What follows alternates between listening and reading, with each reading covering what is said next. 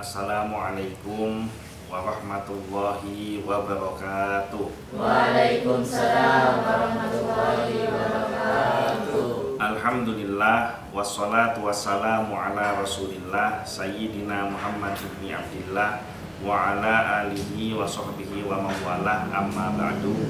Alhamdulillah, pada sore hari ini kita kembali melanjutkan kajian rutin kitab Bulughul Maram. Saat ini kita masih di dalam kitabus shalah, yaitu kitab tentang sholat. Bab yang ke-6, babul masajid, bab tentang masjid-masjid, hadis yang ke 202. Wa an Hakim bin Hizam radhiyallahu anhu, dan dari Hakim bin Hizam radhiyallahu anhu, qala, beliau berkata, qala Rasulullah sallallahu alaihi wasallam, telah bersabda Rasulullah sallallahu alaihi wasallam, la tuqamul hudud, janganlah kalian menegakkan hukum had fil masajid, di dalam masjid, wala yustaqadu fiha, dan janganlah kalian meminta hak tuntut bela di dalam masjid. Rawahu Ahmad wa Abu Dawud bisanadin dhaifin, diriwayatkan oleh Imam Ahmad dan Abu Dawud dengan sanad yang dhaif. Paham maksudnya? Paham. Ada yang tidak paham? Tidak pahamnya itu tidak paham di keseluruhannya atau hanya beberapa kata-katanya saja? Beberapa kata. Yang tidak difahami pasti hukum had. Iya. Oke, nanti kita lanjutkan syarahnya. Kita baca syarahnya.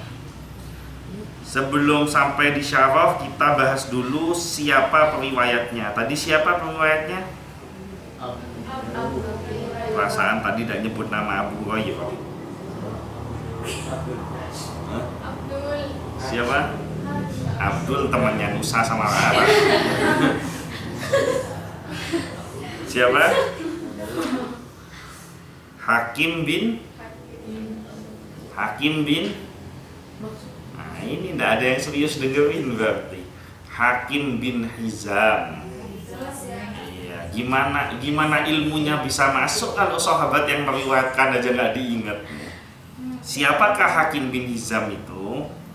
Perawi hadis ini adalah Hakim bin Hizam bin Khuwailid bin As'ad bin Abdul Uzza bin Qusay al-Asadi. Hakim adalah putra dari saudara laki-laki Khadijah. Jadi artinya Hakim adalah putra dari saudara laki-laki Khadijah. Berarti artinya keponakannya Siti Khadijah. Khadijah adalah siapa? Istri Rasulullah yang keberapa? Yang pertama. Istri Rasulullah yang pertama. Hakim lahir 13 atau 12 tahun sebelum peristiwa pasukan gajah Abraha yang mau menyerang Ka'bah. Lahir 13 atau 12 tahun sebelum peristiwa Abraha membawa pasukan gajah untuk menyerang, khususnya menyerang Ka'bah. Nah, berarti artinya Hakim ini usianya lebih tua atau lebih muda dari Rasulullah? Lebih tua berapa tahun? 12 atau 13 tahun. Karena Abraha datang ke Mekah itu bersamaan dengan lahirnya Rasulullah. Ia termasuk pembesar Quraisy.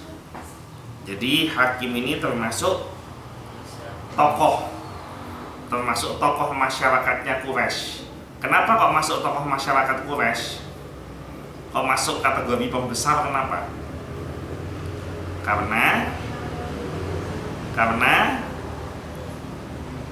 Karena dia satu keturunan berjumpa dengan para pemuka-pemukanya Quraisy, termasuk Nabi Muhammad SAW. Nasabnya ketemu di Qusay. Tidak tahu ke Qusay? Nabi Muhammad bin Abdullah bin Abdul Muthalib bin Hashim bin Abdul Manaf dan seterusnya ke atas sampai ketemu Qusay. Jadi Qusay itu mbahnya Rasulullah, yang mbahnya Hakim juga, Hakim bin Hizam.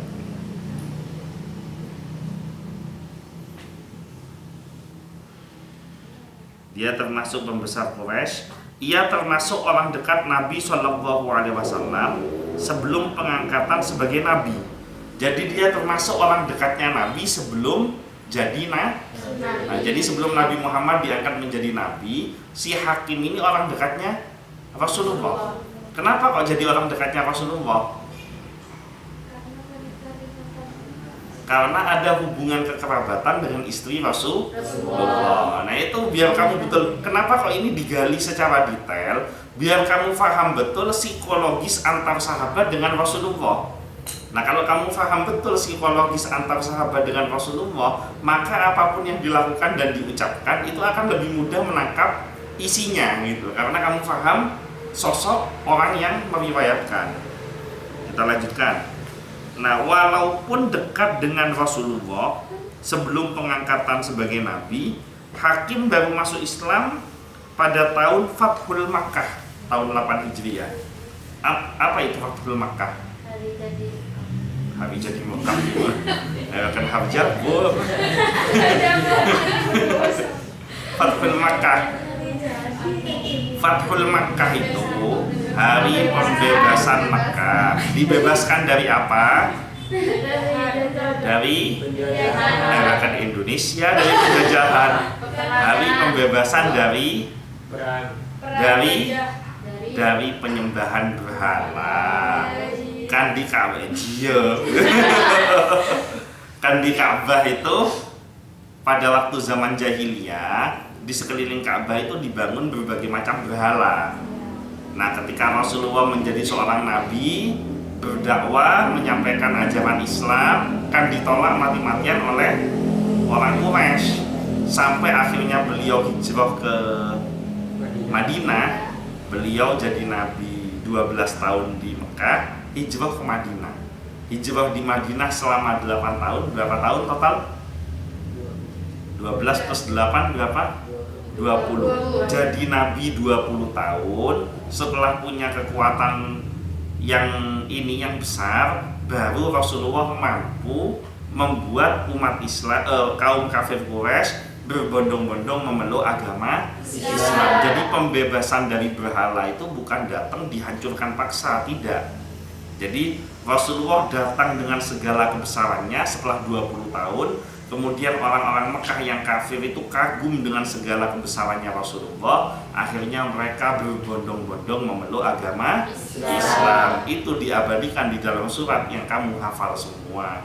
Wa ra'aitan nasa yadkhuluna fi dinillahi afwaja. Wa ra'aitan nasa, dan kamu telah melihat manusia yadkhuluna, semuanya masuk, fi dinillahi, ke dalam agama Allah, afwaja, berbondong-bondong. Setelah semua memeluk agama Islam, bukan umatnya Rasulullah dari Madinah yang berangkat ke Mekah yang menghancurkan berhala, tapi orang-orang kafir yang baru masuk Islam inilah yang mengambil peralatan untuk menghancurkan berhala yang dulunya jadi sesembahan mereka. Jadi dakwah itu seperti itu. Bukan yang dakwah datang bawa pentungan, tapi yang didakwai yang menyelesaikan atau menghancurkan sendiri. Apanya yang dipentung?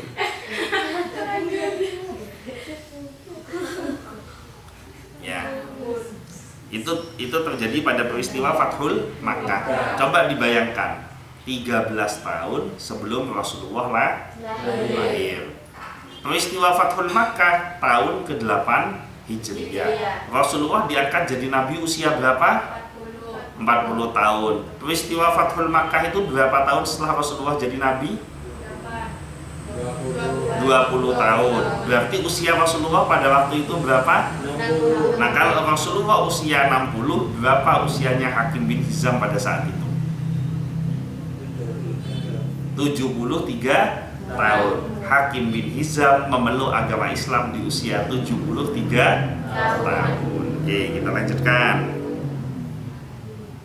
Jadi orang itu kalau didakwain belum tentu langsung dapat hidayah. Bahkan sahabat dekatnya pun butuh waktu yang sangat lama, sangat kenal dengan kepribadian Rasulullah, tapi tidak serta-merta mendapatkan hidayah. Baru di peristiwa Fathul Makkah itulah hidayah didapat oleh Hakim bin Hizam. Hakim adalah diantara orang-orang yang dalam golongan mu'allafatu qulubuhum, yaitu termasuk orang yang hatinya masih lemah sehingga butuh ditarik untuk memeluk agama Islam pada saat itu. Jadi tidak mu'allaf terus. Ketika masuk Islam, Hakim sangat baik keislamannya. Jadi meskipun terlambat masuk Islam, tapi sekalinya masuk Islam, keislamannya sangat baik. 73 tahun baru masuk Islam. Nah, ketika dia ikrar masuk Islam, dari usia 0 sampai 73 tahun, semua dosa-dosanya diampuni oleh Allah, dinolkan. Setelah itu dia menjadi orang yang sangat baik di dalam menjaga agamanya, dalam keislamannya. Hakim memiliki 60 riwayatan hadis. Jadi Hakim ini hanya punya 60 riwayat hadis. Kenapa kok cuma 60? Kenapa kok cuma 60? Karena kedekatan beliau kepada Rasulullah setelah keislamannya hanya berapa tahun? 3 tahun. Karena Rasulullah wafat di usia 63. Hakim masuk Islam, Rasulullah usianya 60 tahun. Jadi dalam 3 tahun itu hanya punya 60 periwayatan hadis. 4 hadis yang diriwayatkan oleh Hakim ada dalam kitab Sahih sebagaimana disebutkan oleh Az-Zahabi. Hakim meninggal dunia pada tahun 50 Hijriah. Berapa usianya? Masuk Islam di tahun 8 Hijriah. Usianya 73 tahun. Nah, berarti kalau 50 Hijriah 73 ditambah 4 2. Iya, toh kan meninggal di tahun 50 Hijriah. Berarti berapa? 115 tahun. Wafat pada usia, ada yang mengatakan 115, ada yang mengatakan 120 tahun. Sebagaimana pendapat Imam Al-Bukhari, usia Hakim itu separuh umurnya berada pada masa jahiliyah dan separuhnya pada masa Islam. Jadi separuh umurnya kafir, separuh umurnya muslim. Namun menurut Imam Ad-Dhahabi, keislaman Hakim hanya berkisar 40-an tahun. Jadi ada ikhtilaf karena zaman dulu belum ada akte kelahiran. Jadi ikhtilaf soal masalah berapa masa usia hidupnya seseorang tokoh, itu termasuk seorang sahabat. Kita langsung kepada syarahnya. Yang pertama, hadis ini menjadi dalil dilarangnya menjalankan hukuman kisos. Hukum kisos sama hukum had itu sama. Ada yang tahu apa itu hukum kisos? Salah satunya, hukum kisos itu adalah hukum yang ditegakkan berdasarkan syariat Islam. Jadi kalau di dalam hukumnya Indonesia, yang berlaku di negara Indonesia, kalau ada seseorang yang ketahuan membunuh, hukumannya apa? Penjara. Belum seumur hidup. Pembunuhannya dilihat dulu motifnya apa. Nah, kalau masuknya pembunuhan berencana, baru hukuman maksimal, hukuman seumur hidup atau hukuman mati. Tapi kalau bunuhnya tidak berencana, maka hukumannya penjara. Tuh. Kalau dalam ajaran Islam membunuh orang hukumannya apa? Hukum penggal, hukum pancung. Jadi matinya itu dipancung. Nah, kelihatannya lebih kejam ya. Kalau di Indonesia hukuman mati itu diapakan? Ditembak ya. Ditembak di jantung. Kalau di Islam orang dihukum mati itu dengan dipancung. Kelihatannya kejaman yang mana? Kelihatannya kejaman yang pancung ya. Tapi untuk si penderita, ini menurut ilmu kedokteran, si tereksekusi ternyata lebih nggak sakit dihukum pancung daripada dihukum tembak. Kenapa? Karena kalau hukum tembak, ditembak di jantung, menurut ilmu medis, nyawa seseorang itu terletak di batang otak. Jadi seseorang dikatakan mati itu kalau batang otaknya sudah mati. Nah, kalau ditembak di jantung, dia tidak langsung kontan mati. Ada proses. Jadi ditembak di jantung, dia tidak langsung mati. Memang akhirnya mati, tapi proses dari tertembusnya peluru ke jantung sampai dia mati itu prosesnya lebih panjang. Tapi kalau hukum pancung kan yang dipenggal kan batang otak, bagian otak. Ketika dihukum pancung, maka ketika kepala terpisah dari badannya, seketika itu juga dia mati. Kan hukuman mati itu tetap harus mengikuti hak asasi manusia kan. Sebisa mungkin yang dihukum mati itu jangan sampai merasakan sakit terlalu panjang. Nah, ditembak dengan dipancung, durasi sakitnya itu lebih pendek di pancung. Jadi Islam itu kelihatannya kejam, tapi ternyata setelah ditelaah lebih dalam, ternyata agama yang paling memenuhi HAM, hak asasi manusia, itu adalah Islam. Nah, hukuman mati itu untuk siapa saja? Satu, korupsi. Korupsi bukan hukuman mati kalau dalam Islam. Kalau korupsi itu masuk mencuri, hukumannya potong tangan kalau di dalam Islam. Kalau di sini mencuri hukumannya penjara. Mana ada di Indonesia hukuman dipotong? Sama-sama dipotong. Kalau di Arab dipotong tangannya, kalau di Indonesia dipotong masa tahanannya. Jadi sama, pembunuh juga gitu.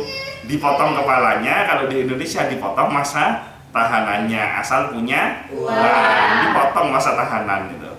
Nah, apalagi hukuman mati dalam Islam selain membunuh? Berzina. Hukuman mati berzina itu ada dua. Ada yang belum menikah dan yang sudah menikah. Hukumannya tidak sama. Kalau yang belum menikah itu hukumannya dicambuk 80 kali. Jadi dicambuk, tahu kan? Cambuknya bukan pecut-pecutnya kuda itu, cambuk tampar yang ini atau rotan yang majalin itu dipukulkan ke punggungnya 80 kali. Dan mukulnya beni on-lawan yang tekongkuan 80 kali. Setelah dipukul kemudian diusir dari kampungnya, tidak boleh tinggal di kampungnya. Itu hukuman kisos bagi orang yang berzina sebelum menikah. Nah, kalau dia sudah menikah, dia punya suami atau punya istri, kemudian ketahuan berzina, tertangkap dan ada saksi yang menunjukkan bahwa dia berzina, maka hukumannya dikubur sampai leher, kepalanya dilempar batu sampai mati. Kejam apa enggak? Kelihatannya kejam. Tapi kenapa kok hukuman itu harus dijalankan? Karena zina itu akibat yang ditimbulkan lebih buruk ketimbang hukuman mati. Kenapa kok lebih buruk? Satu, akibat dari perzinahan harusnya rumah tangga seseorang bisa berjalan dengan damai dan tentram, jadinya terjadi kekacauan, bahkan timbul keretakan. Kalau sudah retak rumah tangganya, yang jadi korban siapa? Anaknya. Banyak yang menjadi korban. Satu. Kedua, terjadi perzinahan. Ada kemungkinan bisa hamil apa enggak? Ada. Nah, kehamil terus lahir bayinya perempuan, itu dalam hukum Islam masalahnya banyak. Satu, seorang anak yang lahir dari hasil zina itu tidak boleh menggunakan nama bapaknya. Binnya itu tidak boleh bin bapaknya, tapi bin ibunya. Satu. Kedua, anak yang didapat dari hasil zina, bukan dari hasil pernikahan, tidak berhak mendapatkan warisan dari bapaknya. Jadi walaupun sudah sudah dinikahi, tetap tidak punya hak untuk mendapatkan warisan dari bapaknya. Tiga, si ayah ketika datang masanya anak ini menikah, bapaknya tidak boleh menikahkan anaknya. Kenapa? Karena bukan anak kandung secara syariat. Karena anak di luar nikah, ya memang secara biologis anak kandungnya, tapi secara syariat bukan anak kandungnya. Yang keempat, umpama bapaknya mati sebelum anak perempuannya menikah, kemudian waktu sama ibunya berzina, lahir anak perempuan, kan dinikahi toh. Nah, setelah dinikahi lahir anak kedua laki-laki. Yang anak kedua ini statusnya anak dari ayah sesuai syariat Islam. Tapi kalau anak pertama ini statusnya anak dari ibu. Nah, ketika nanti bapaknya mati, kemudian kakaknya mau nikah, adiknya tidak boleh menikahkan. Kenapa? Karena adiknya itu bukan saudara seayah, tapi saudara seibu. Di dalam Islam yang boleh menikahkan itu adalah yang nasabnya dari ayah, bukan nasab dari ibu. Nah itu permasalahan-permasalahan yang kerusakan yang ditimbulkan sangat besar akibat dari zina, sehingga akhirnya kenapa dalam Islam hukuman zina itu termasuk hukuman yang berat. Paham ya? Oke. Hadis sudah paham tentang masalah hukum kisos atau hukum had, kita kembali ke makna hadisnya. Hadis ini menjadi dalil dilarangnya menjalankan hukuman kisos atau eksekusi mati bagi pelaku pembunuhan di dalam masjid. Jadi tidak boleh menegakkan hukum had atau hukum kisos di dalam masjid. Larangan hadis ini bermakna haram, jadi bukan makruh lagi, tapi haram melakukan hukuman eksekusi mati di dalam masjid, walaupun tujuannya untuk menegakkan agama Allah, untuk menegakkan hukumnya Allah. Yang kedua, hukuman had, jadi nggak hanya hukuman mati, hukuman had, hukuman bagi pelaku kriminal. Ya contohnya mencuri dipotong tangannya, berzina bagi yang belum menikah dicambuk misalkan. Dilarang di masjid karena di antara alasannya adalah dapat mengotori masjid. Hukuman-hukuman itu bisa membuat masjid jadi kotor atau najis. Yang ketiga, hukuman had di masjid dapat menimbulkan suara keras dan gaduh. Ya namanya orang yang pecender kan atuat kan, dicambuk kan, berteriak, itu bisa menimbulkan kegaduhan. Nah hal itu tidak layak dilakukan di dalam masjid, karena dalam masjid kita punya akhlak, ada adabnya, ada akhlaknya di dalam masjid. Tidak boleh wat-watan di dalam masjid kecuali hikeni. Kalau masih seumuran Ibra, hikeni itu tidak apa-apa, teriak-teriak, loncat-loncat, lari-lari dalam masjid. Tapi kalau sudah seumuran begini, jangan coba-coba loncat-loncat di dalam masjid, teriak-teriak di masjid, itu tidak diperbolehkan. Bukan tidak sopan lagi, dilarang. Yang keempat, hukuman had tidaklah pernah diketahui dilakukan di masjid oleh Nabi dan para sahabat. Jadi tidak pernah terjadi sekalipun ada hukuman had dilakukan di dalam masjid sejak zaman Nabi dan para sahabat. Ketika seseorang bernama Ma'iz mengakui perbuatan zinanya di dalam masjid. Jadi Ma'iz ini mengakui perbuatan zinanya di dalam masjid. Setelah ada saksi, kemudian si pelaku mengakui. Nah, ini kan harusnya kan dieksekusinya di dalam masjid karena ngakunya di dalam masjid. Tapi ternyata Nabi SAW bersabda, pergilah, bawalah dia dan rajamlah. Pergilah itu maksudnya jangan di dalam masjid, bawa si Mu'az ini jangan di dalam masjid, kemudian rajam itu yaitu dikubur sampai leher, dilempar sampai mati, dilempar batu sampai mati, itu namanya rajam. Pelajaran dari ada ayat yang berkaitan dengan masjid. Fi buyuti adinallahu an turfa'a wa yudhkara fiha hasmuhu yusabbihu lahu fiha bil ghuduwi wal asal. Bertasbih kepada Allah di masjid-masjid yang telah diperintahkan untuk dimuliakan dan disebut namanya, maksudnya nama Allah di dalamnya pada waktu pagi dan waktu petang. Surat An-Nur ayat 36.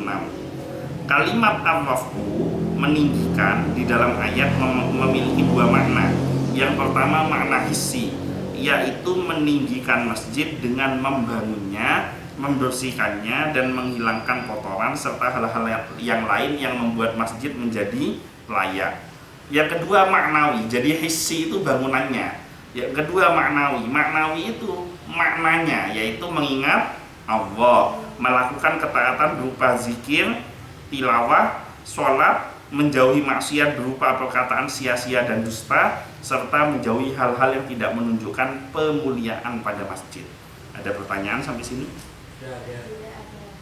Mudah-mudahan semua panjang umur, sehat, selamat, semua impian dan cita-cita tercapai, mendapatkan syafaat dari Nabi Muhammad SAW. Al-Fatihah.